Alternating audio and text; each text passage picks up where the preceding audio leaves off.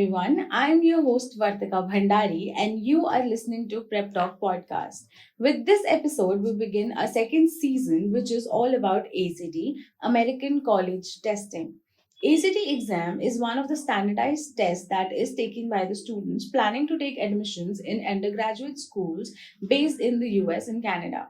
To further understand the minute details of ACT exam, we have with us Sanskriti Chauhan, ACT head at Tutela. You are in perfectly good hands to seek information and gain guidance for your ACT test prep. Just a disclaimer before we start the podcast, this one is particularly going to be a lengthy podcast, so stay tuned till the end because this is filled with wholesome knowledge that is going to help you while preparing for your standardized test and gain clarity. So let's introduce our guest. Hi Sanskriti, welcome to the podcast. Hello, Vartika. Good to be here. I hope everybody's good. Yup, everything is good.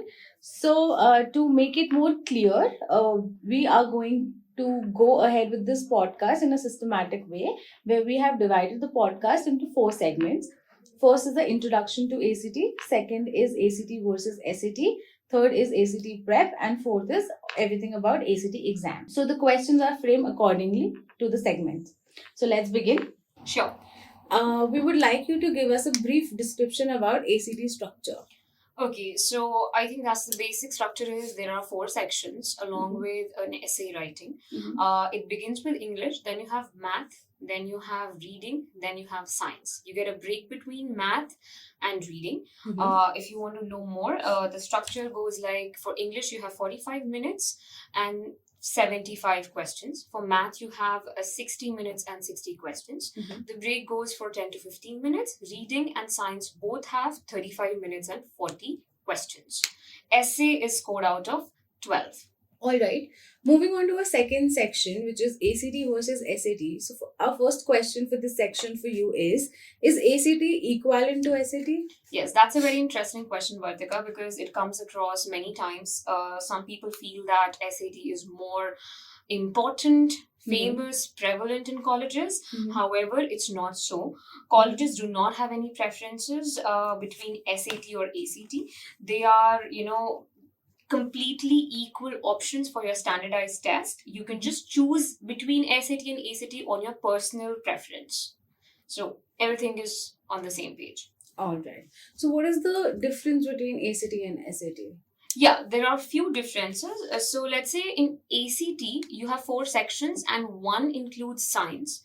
Whereas in SAT, you have 4 sections, but it does not include science. And also in SAT, you have a math section that is without calculator. Whereas in ACT, it's all calculator.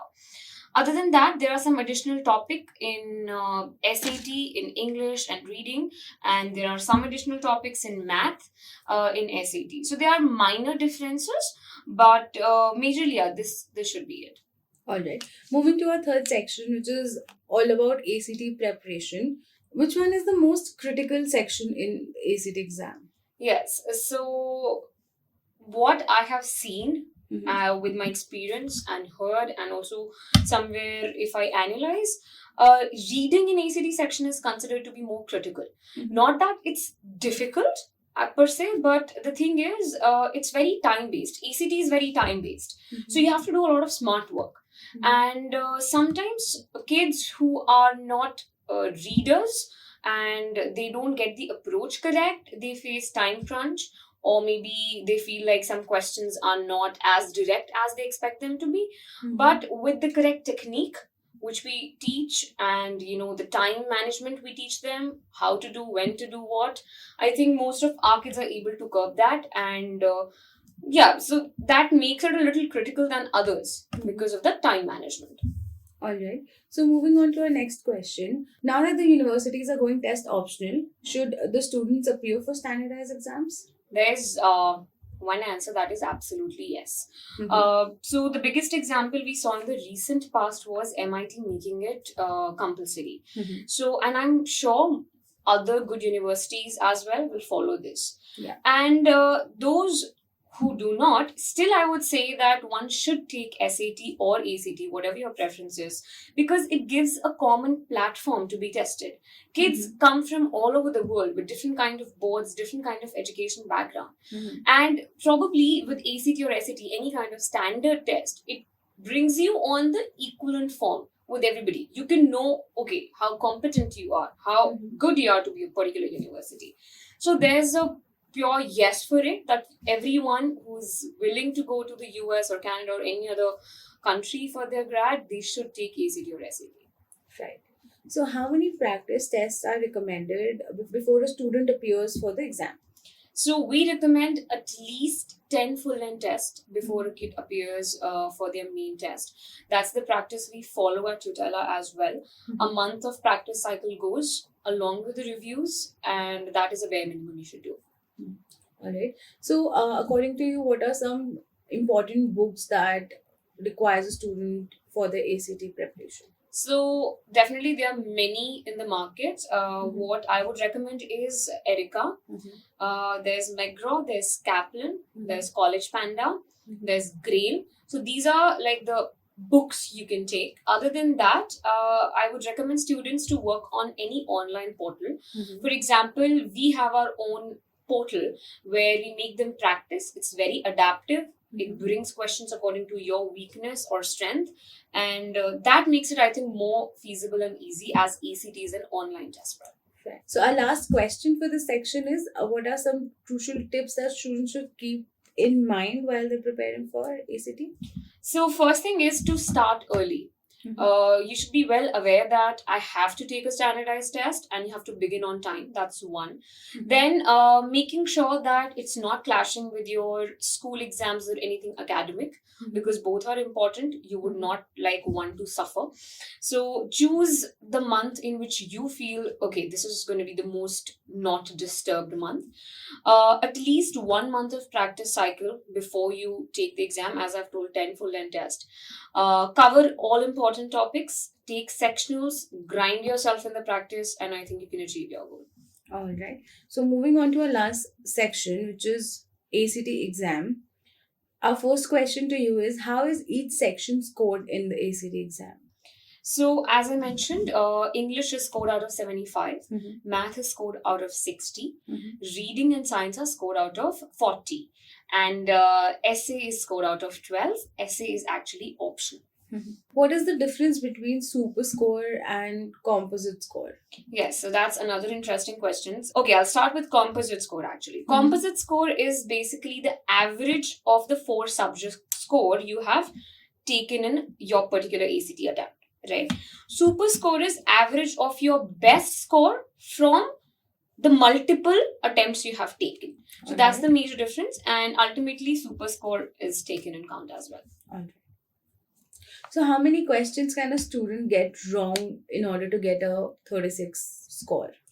Okay, overall? So I'll tell you, Vartika, it's actually a little dicey, because the scale for ACT varies depending on, how the questions were and what they're trying to do with that particular attempt. But still, what I can say from the trend we have seen, 1 to 2 max you can get wrong, and then you can get a 36. All right. So, what is the time required to prepare for the exam?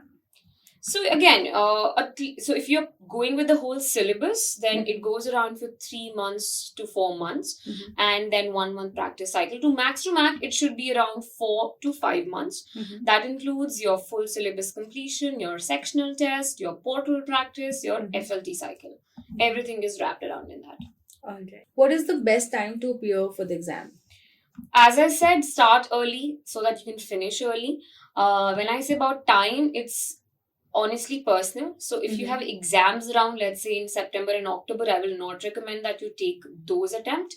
But let's say you're free relatively because of the summer break and all, so maybe June and July can work for you. So it's very respective according to the kids.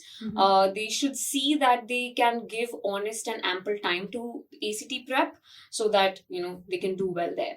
Right. So it is recommended that they start from their 10th class, right? Yeah, almost when they are halfway through their 10th, they can begin the preparation, so that as soon as they begin with 11th, the pressure isn't as much when the school begins. So you can take at least one of your attempts then, and maybe another one while you are in the middle or when you're finishing your 11th and you're done and dusted with your ACT.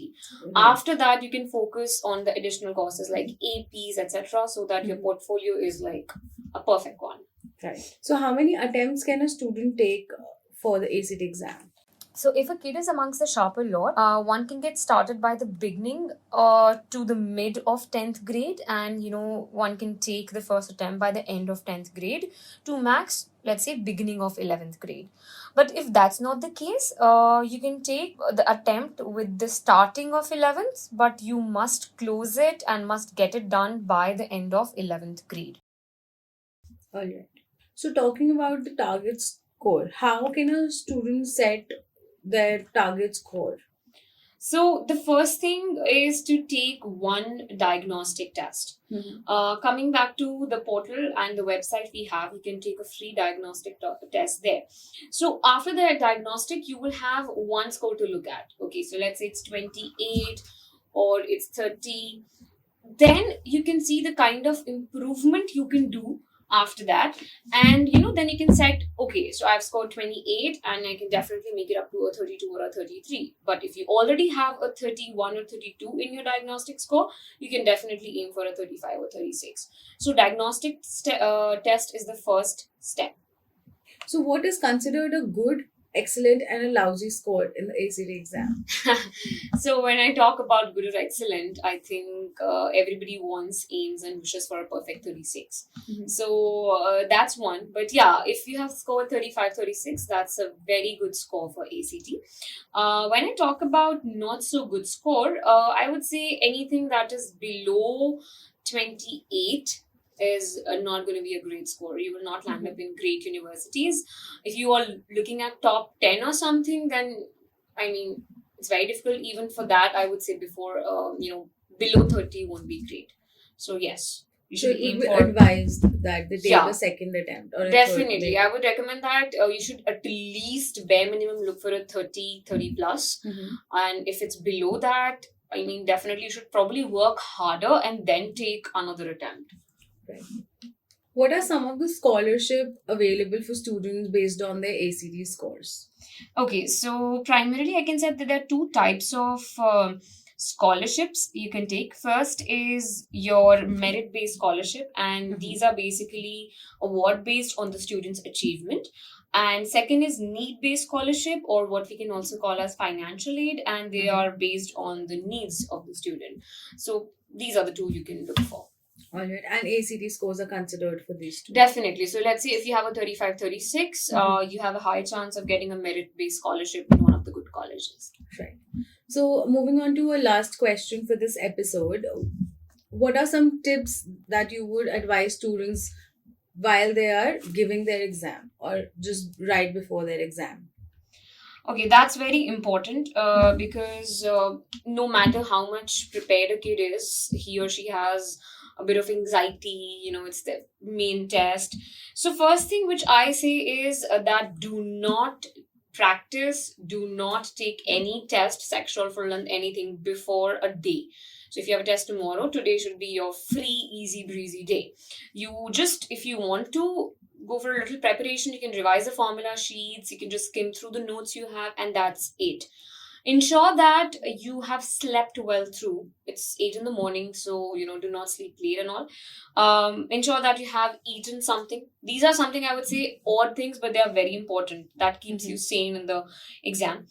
Make sure that you're carrying all the necessary things that are mentioned in your admit card. So calculator is given, then a calculator you have to take, and you should take maybe a water bottle, you should take your identity cards, your passport, Aadhaar, etc. So everything that is mentioned, you should definitely take it. Reach at the center on time. Keep a buffer of maybe 30 minutes if possible, so that for any hiccups, you have some time to manage. And again, make sure that you're relaxed, you're calm, trust on yourself that you have prepared well for these months and all these practices you have done, they will do justice to what you have done genuinely. So just keeping calm and believing in yourself ultimately helps. Right. So with this, we end our episode here. Thank you so much, Sanskriti, for being here and for being such a sport.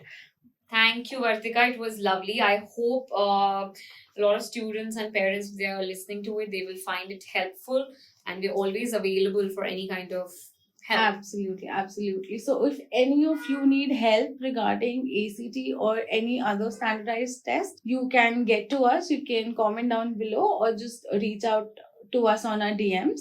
So, I hope this was an insightful podcast for you all, and we have another season.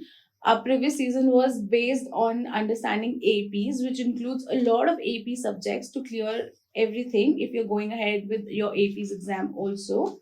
And we have a lot more podcasts lined up for you guys. So don't forget to follow our channel for more content and stay tuned, and we shall see you in the next one. Goodbye.